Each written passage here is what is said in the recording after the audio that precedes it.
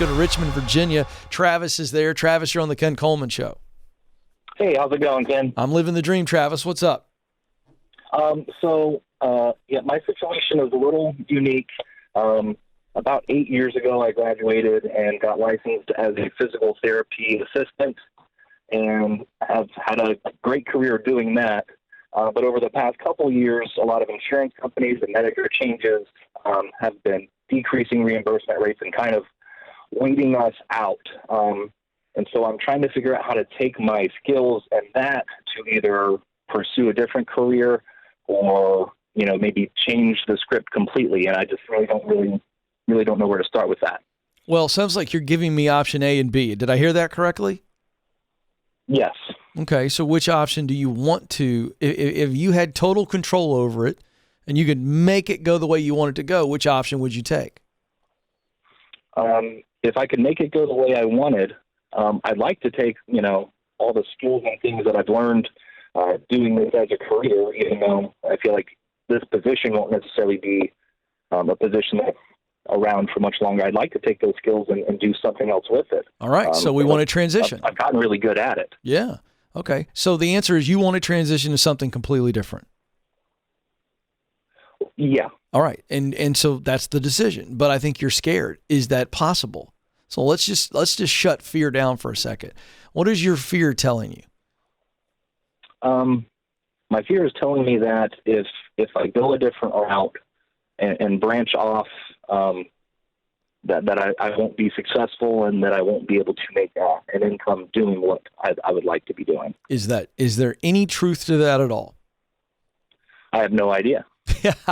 Why don't you have an idea? Just because, I don't know, I guess it's a confidence issue. I've listened to your show and I've asked my wife and my parents and friends, what are things that I'm good at? And it always comes back to, the physical therapy type stuff. And that's what you want to do? By the way, we've been dealing in generalities. What is the thing? Is it being a physical therapist? No, because, going back to school to get a doctorate at this point is not in the okay, the realm. So, but be specific. It's my fault. I didn't either I didn't hear it because you've been breaking up a little bit. So either I didn't hear it or you didn't tell me. What is the thing that you want to go after? Option B. Potentially being like a health and wellness coach, something like that. Okay, and did you tell me that? No. Okay, I didn't think so. All right, just want to make sure Joe, I got to make sure sometimes on my hearing, I'm not losing it there. Okay, so Madison's like, you may be getting old. Okay, so health and wellness coach. Okay, so the reason you're fearful is because you've not talked to any successful health and wellness coaches and asked them about their journey. Well, how'd you get here? How long did it take? How expensive was it? You understand that it's the same thing as a kid hearing a noise in the closet. And because they don't know what's in the closet and they won't get out of the bed and look in there, that's why they call us in there to go look. And you're afraid of something right now, but you're not quite sure why you're afraid and you don't have a lot of confidence. The reason you don't have confidence is because you're just absolutely scared to death. You don't know what it actually takes to win as a health and wellness coach or something like that, which tells me I think for you right now, you're in the get clear stage 1. I think you've got to actually use the proximity principle on the front end. You'll eventually come back to it in stage 3, which is get connected. But I think you got to get around some people that are in that health and wellness space and go, what does it actually look like for a coach? How many clients do they have to have? How much do they charge? So that you look at that and you can compare apples to apples. What do you make right now? What's your income? Right now it's about 65. Yeah, so you have to figure out what would it take to make $65,000. Don't you think that's kind of the first thing you need to figure out? Yes. So go figure that out. Travis, you got this. You're a smart guy. How many different ways in health and wellness? Let's call health and wellness a bucket, shall we? It's a field. It's an industry, correct? Yeah. You don't have to limit yourself to health and wellness coach. I just don't think that you have allowed yourself to look into it. And I think you need permission to look into it. And I'm giving you permission. You're not crazy. There's nothing wrong with you. There's a heart issue behind this. And that's what I want to know.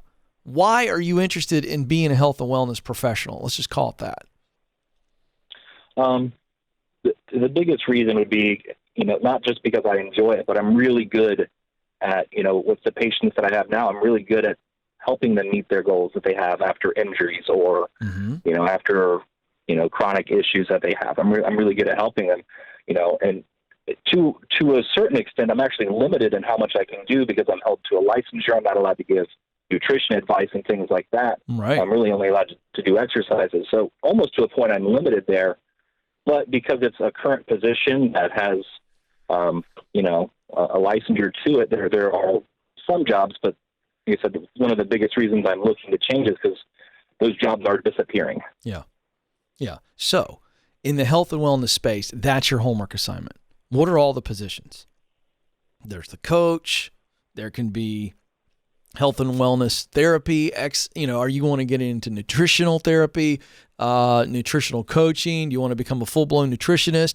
Do you want to be a combination of taking that physical side but combining the nutrition with it? I've got a good friend who just went into that full time. And they're doing both. They're doing not so much physical therapy, but they're doing things that help people with pain and their wellness. And they do a combination of letting the body exercise itself and heal itself plus nutrition.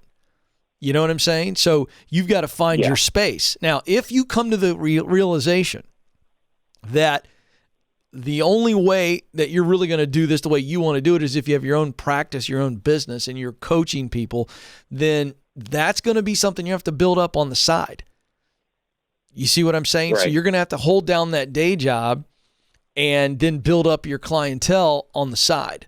And then you eventually replace it. So that may be your path, but I don't want you to limit yourself to that because that's a hard one and that's a scary one. In fact, that's the hardest path and the scariest path right there. Oh, geez, I gotta replace 65,000 basically on my own, one client at a time. That doesn't sound like a lot of fun, does it? Right. Yeah. So, but my point is, we're not going to do it. We're not going to put all that pressure on ourselves.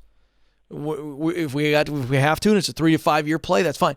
But I wonder if you don't get in the field and see if you can take the qualifications you currently have, some of the education you currently have, and see if we can get you a full-time job close to the 65,000 in that nutrition health space and build a little bit more knowledge about which way you want to go. Here's the point.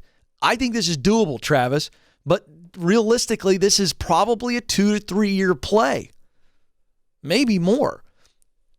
But don't be intimidated by that. I want you to hear this, folks. It took me 9 years to step into this position. 9 years. Is it worth it? You better freaking believe it's worth it. Okay? But you have to decide. You have to weigh the desired future, the dream itself, and what would it be like if I was there versus the next 2, 3, 4, 5 years of slogging it out. You've got to weigh those two. And when you do that, then you decide, oh, yeah, I think it's worth it. By the way, it is. But what Travis is dealing with is what we all deal with. Travis really represents all of us. Nothing wrong with Travis. Travis is a human. And we as humans, we look at something and we go, oh gosh, this will be so great. And we see the top of the mountain and the snow caps and the sun shining on it. And we hear the music. We go, oh, that's so great. I'd love that. And then we go, oh crap, I got to actually climb that thing. I don't know if I can climb it. I don't know if I could afford it. And then the doubt and the fear start to weigh in on us. And we lose sight of that future, that vision that I believe the God of the universe put in your heart. And then we get distracted by how long it's going to take and how hard it's going to be and how uncomfortable it's going to be. And people might criticize us and think we're crazy or whatever the narrative is in your head. And so what you've got to do is you've got to refocus on that mountaintop. And keep focused on that mountaintop till your heart gets to the point where it outweighs the head and it says, let's go. Let's go.